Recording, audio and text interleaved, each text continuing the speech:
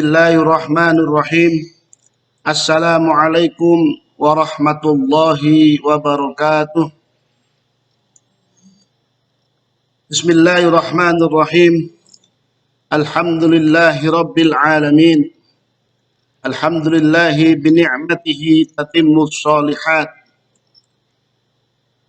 Wa bifadlihi tatanazzalul khairu wal barakat. Wa tatahaqqaqul maqasid wal ghayat. Alladzi hadana li hadza wa ma kunna linahtadiya laula an hadana Allah.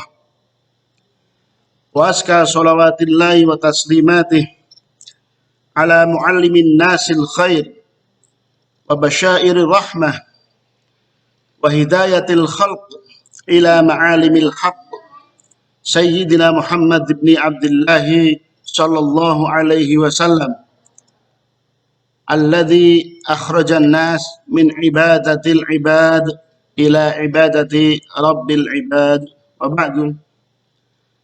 Ayyuhal hadirun abna'i wa banati azizi azizati anisati azakullahu ta'ala. Alhamdulillahi rabbil alamin. Pada kesempatan yang berbahagia ini kita masih bisa silaturahmi meskipun melalui media online, daring. Insyaallah mudah-mudahan ibadah-ibadah kita di bulan Ramadan diterima oleh Allah Subhanahu wa taala. Amin. Baik, anak-anakku semuanya, hadirin hadirat sekalian yang dirahmati Allah Subhanahu wa taala.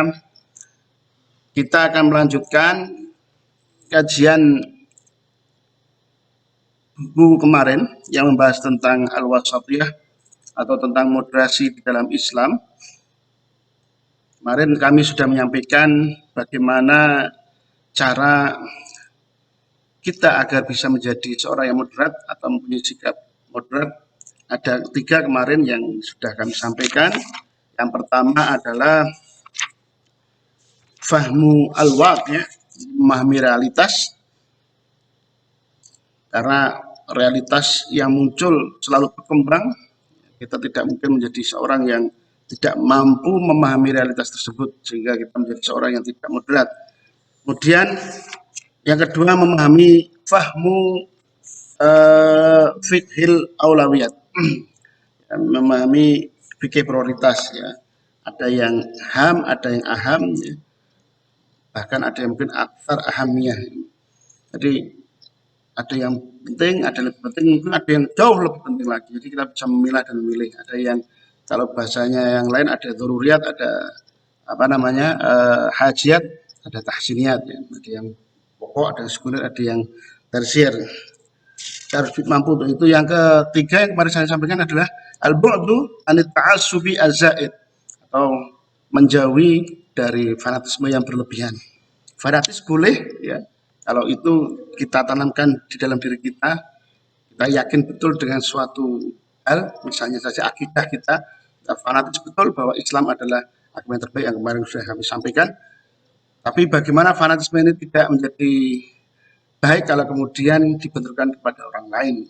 Apa yang kita anggap benar, kemudian kita paksakan pada orang lain. Apa yang kita sukai, kita paksakan pada orang lain. Ini menjadi sesuatu yang nanti bisa kemudian menimbulkan, bisa jadi menjadi konflik. Ya. Baik, kita lanjutkan yang berikutnya dan Ustadz akan ringkas saja dari sekian banyak ini. Yang berikutnya adalah as-sarahatu wasyafafiyatu fi muwajahatil ikhtilaf. Apa itu? Jadi kesiapan kita, keterusan kita untuk bisa menghadapi perbedaan. Min ta'alimil islami al-wasatiyah annaha maftuhatun fi muwajahati al-ikhtilafat. Dari pendidikan Islam, pengajaran Islam moderat adalah bagaimana mampu untuk membuka diri kita di dalam menghadapi perbedaan. Sawa'un bainal ummatil al-wahidati, baik terhadap sesama umat, artinya sama kita, sama umat Islam. Karena kita tahu di Islam pun banyak sekali mazhab-mazhab yang ada pemikiran-pemikiran yang berbeda. Atau antar agama yang berbeda. Hada al-mabda'u, prinsip ini mabniun didasarkan ala asasi apa? Berdasarkan hakikatun anna ikhtilaf ar-ra'yi, bahwa sesungguhnya perbedaan pendapat itu adalah fi hayatina, dalam kehidupan manusia, dia syai'un tabi'iyun. Ada sesuatu yang biasa, yang secara tabiatnya memang kita berbeda. Ini diperkuat di dalam surat Hud ayat 118. Bismillahirrahmanirrahim. Walau syaa rabbuka la ja'alan nasa ummatan wahidah wa la yazaluna mukhtalifin. Perhatikan kalimat lau di situ. Walau syaa. Yaqulul ulama inna kalimat lau. Sebagian ulama mengatakan bahwa kalimat lau tusyiru ila anna hadza syai' la yuridu Allah Ta'ala. Jadi ada kalimat lau di situ menunjukkan bahwa sesuatu ini tidak dikehendaki atau diinginkan Allah Subhanahu wa taala. Walau syaa rabbuka la ja'alan nasa ummatan wahidah. Seandainya Allah menghendaki, maka manusia ini akan dijadikan sebagai umat yang satu. Tidak seperti sekarang ini berbeda-beda. Tapi lau di situ menunjukkan bahwa memang Allah tidak ingin menjadikan umat manusia ini menjadi umat yang satu. Ya. Atau bahkan ada yang mengatakan aula yujadu fil haqiqah, atau bahkan tidak akan mungkin terjadi dalam realitas. Wa ma ta'nihi al-ayat sabiqah wa anna Allah Subhanahu wa taala. Apa yang diinginkan ayat tersebut? Sesungguhnya Allah Subhanahu wa taala la yuridu lil ummah al-basyariyah, tidak menginginkan pada umat ini, umat manusia mundu awal zaman, dari mulai pertama kali hatta an sampai sekarang ini, antakuna ummah wahidah. Jadi tidak menginginkan memang menjadi umat yang satu. Ay ala ra'yin wahidin wala itijahin wahidin wala dinin wahidin fi mukhtalafil mabadi wa tafasiliha. Jadi yakni apa? Pendapat yang satu, pandangan yang satu, agama yang satu, ya. Akhirnya kita melihat berbagai macam dinamika yang terjadi di dalam kehidupan ini. Masing-masing orang mempunyai pemikirannya dan sebagainya.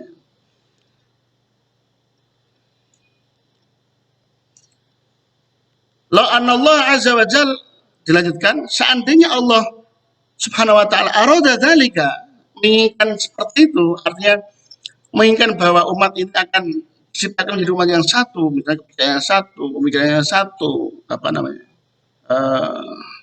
semuanya serba sama gitu. Lama a'tahum al-hurriyah fil ikhtiyar. Apa kemudian fungsinya Allah Subhanahu wa taala memberikan manusia tersebut kebebasan di dalam memilih. Bima fi min ikhtiyaratin wal aqidah. Ya. Termasuk di dalamnya adalah kebebasan untuk memilih agama dan akidahnya. La ikraha fid din. La ikraha fid din. Tidak ada paksaan dalam agama. Artinya seseorang berislam itu ketika memang Allah kehendaki seseorang tersebut adalah nanti agamanya adalah Islam. Tapi dengan usaha-usaha manusia, maka kita mendengar orang mendapatkan hidayah dan sebagainya. Pada prinsipnya seorang itu secara zatnya, kodratnya itu mengakui adanya penciptaan atau adanya pencipta dari Sang Maha Pencipta yang menciptakan alam semesta ini. Tapi terkadang ada mereka-mereka yang kemudian tidak mau mengiksakan atau tidak mau mengimaninya. Ya. Jadi kalau kita percaya bahwa Allah Subhanahu wa taala adalah zat yang menciptakan alam semesta ini dan kita mengisahkannya, mentauhidkannya. La ilaha illallah. Ya. Tidak ada Tuhan selain Allah. Ada dua rukun di situ, la ilaha illallah. Jadi ada nafi, kemudian ada isbat. Di rukun tauhid itu, kalimat tauhid itu ada dua. Ada dinafikan dulu la ilaha, tidak ada Tuhan, kemudian diisbatkan illallah, kecuali Allah Subhanahu wa taala. Jadi penafian kemudian pengisbatan atau peniadaan dulu baru ditetapkan, ini lebih kuat secara akidah di kita ya, untuk bisa menerimanya. Simpel saja, misalnya kita berbicara suatu hal yang biasa saja, misalnya tidak ada sepatu yang saya suka kecuali merek Adidas, misalnya kemarin kami sampaikan. Tidak ada makanan yang saya cintai kecuali makanan yang bersambal atau yang lainnya lah, yang apa namanya, kecintaan kita ini biasanya didahului dengan penafian atau penyadaran dulu. Ini biasanya lebih kuat, lebih kuat secara terpatri. Itu sama di rukun tauhid juga sama itu. Tidak ada Tuhan kecuali hanya Allah Subhanahu Wa Taala. Demikian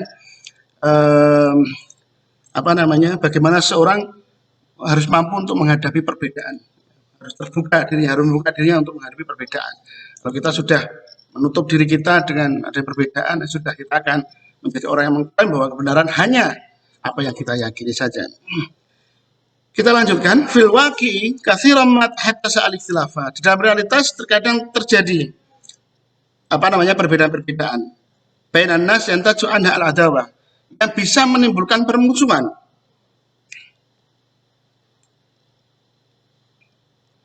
Ya.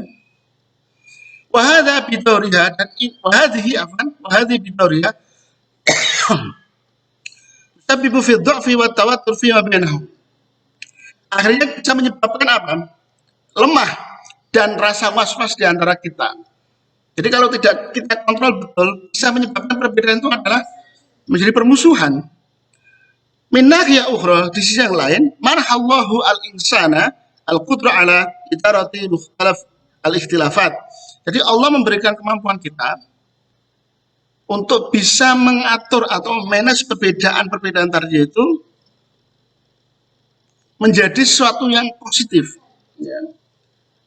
Idza tama idaratu jahidan, menjadi sesuatu yang baik atau positif kalau kita bisa dengan baik memanage-nya.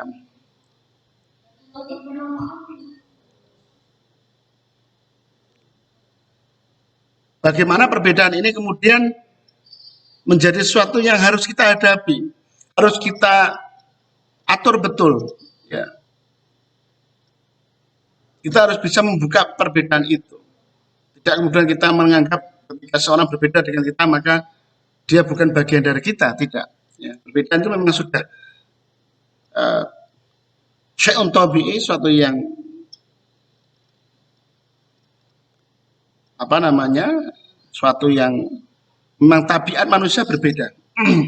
Nah, ketika kita mampu untuk memanage-nya dengan baik, hal ini akan menjadi sesuatu yang positif. Apa kira-kira yang membuat kita, atau apa kira-kira hal yang bisa membuat kita mampu untuk apa namanya, mengatur dengan baik perbedaan-perbedaan tersebut? Ada beberapa cara di sini disebutkan secara ringkas.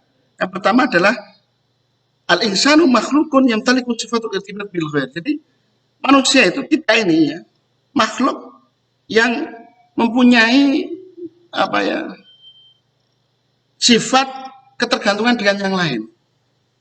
Kalau kita mampu untuk memahami itu, maka kita mampu untuk memahami yang lain.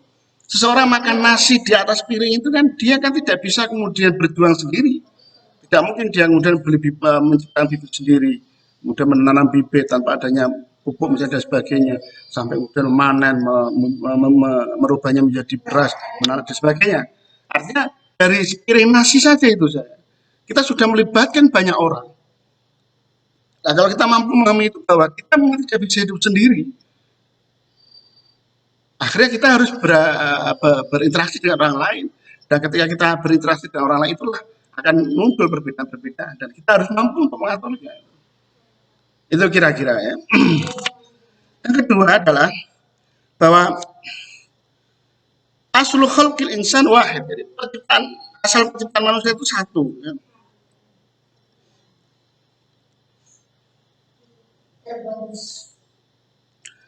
Jadi kalau di apa namanya, di dalam Al-Quran itu yang terkenal itu Bismillahirrahmanirrahim, ya ayyuhan nasu inna khalaqnakum min dzakarin wa untha wa ja'alnakum syu'uban wa qabaila lita'arafu. Jadi ketika manusia itu diciptakan dari jenis laki-laki dan perempuan dan diciptakan menjadi bangsa-bangsa dan kabilah-kabilah, itu untuk lita'arafu. Ya. Lita'arafu itu artinya dia mau membuka dirinya sendiri untuk mengenal. Dia mau membuka dirinya sendiri untuk berinteraksi dengan orang lain. Bukan kemudian menghukum dirinya, menganggap dirinya yang terbaik. Itu ya bukan itu yang diharapkan dalam Islam. Yang ketiga An-nasu makhluquna li'adai nafsil wadhifah. Jadi manusia ini adalah makhluk yang mempunyai tugas yang sama. Apa itu? Yang menjadi orang yang memakmurkan bumi. Orang yang memakmurkan bumi. Maka Allah ketika mengutus manusia ke dunia ini, tidak ada kemudian di situ untuk bagaimana manusia itu kacauan di muka bumi ini. Jadi, ketika hal ini kalau digabungkan, bagaimana kita memahami bahwa kita mempunyai ketergantungan dengan orang lain, bagaimana kita juga dari yang satu, ketika diciptakan berbangsa-bangsa dan bersuku-suku, maka kita diharapkan untuk saling mengenal, dan yang terakhir bahwa tugas kita di dunia ini sama, yaitu untuk memakmurkan dunia. Maka menghadapi perbedaan ini, menghadapi orang lain yang berbeda dengan kita, akan jauh lebih mudah untuk kita terus tumbuhkan di dalam diri kita. Karena semuanya mungkin ini ya yang bisa saya sampaikan, silsilah dari bagaimana kita mampu untuk menjadi seorang yang sebisa mungkin ya, seminimal mungkin kita berusaha menjadi seorang yang moderat, ya, bersikap tengah-tengah, bersikap adil, penuh tasamuh, toleransi. Ini terus ditumbuhkan. Kenapa? Karena proses ini tidak serta-merta menjadi sesuatu yang ada akhirnya. Dia akan terus berproses. Kenapa? Karena perubahan zaman dan sebagainya ini tidak pernah berhenti dan membutuhkan sikap kita terus untuk berusaha untuk bersikap moderat itu.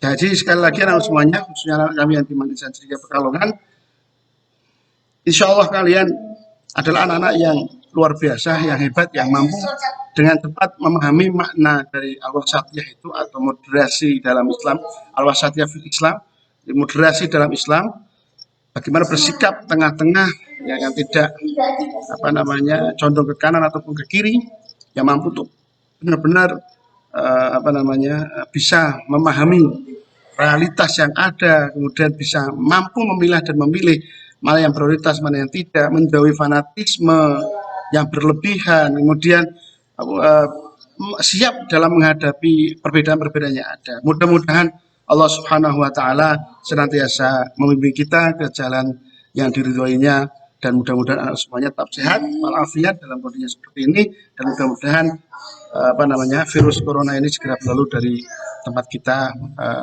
khususnya dan umumnya adalah Indonesia. Dan mudah-mudahan Allah senantiasa meridhoi apa yang kita cita-citakan. Allahumma ij'alna minal ladzina yastami'una al-qaula fayattabi'una ahsanah. Kita lanjutkan di pertemuan berikutnya. Ila liqa. Wassalamualaikum warahmatullahi wabarakatuh.